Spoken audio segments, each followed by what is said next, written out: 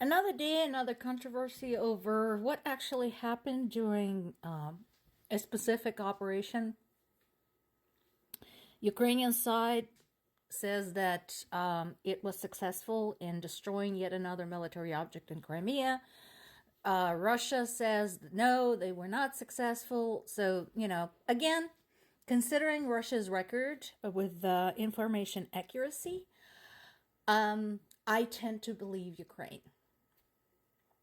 Another big item that's been across the sources today is Russia's use of North Korean ballistic missiles against Ukraine. And my question is, and we knew North Korea was supplying weapons to Russia. We knew this was coming. And where were international intelligence services in trying to help foil that plan? Because yes, now North Korean ballistic missiles are being fired at Ukrainian civilians, and not a damn body is doing anything about it. Case in point, this is the summary of strikes in just one region. This is from my native Zaporizhia region. 159 strikes, 23 populated areas of Zaporizhia region. If you look at the map of the region, it's basically every city and town in there got something. And of course, there were also objects hit within the city itself.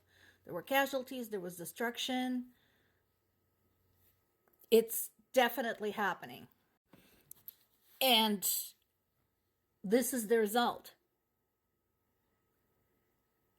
Does this look like a military base to you? This looks like NATO headquarters.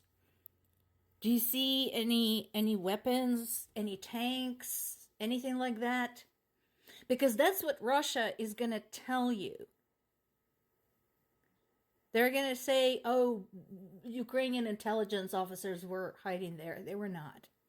All of this is just terrorism, pure and simple.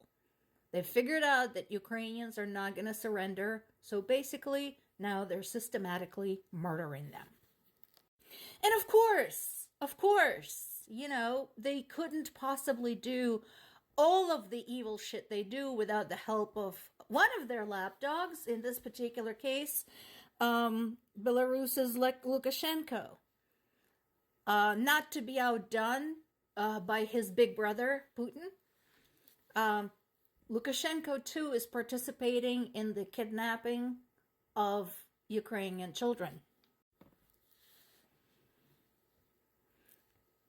We don't know at this time the exact number of children who were deported from Ukraine to Belarus.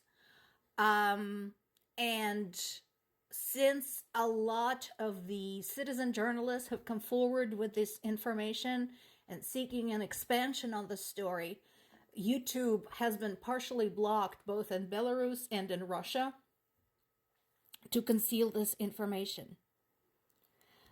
In addition, as in Russia, any competition to Lukashenko is basically being suppressed.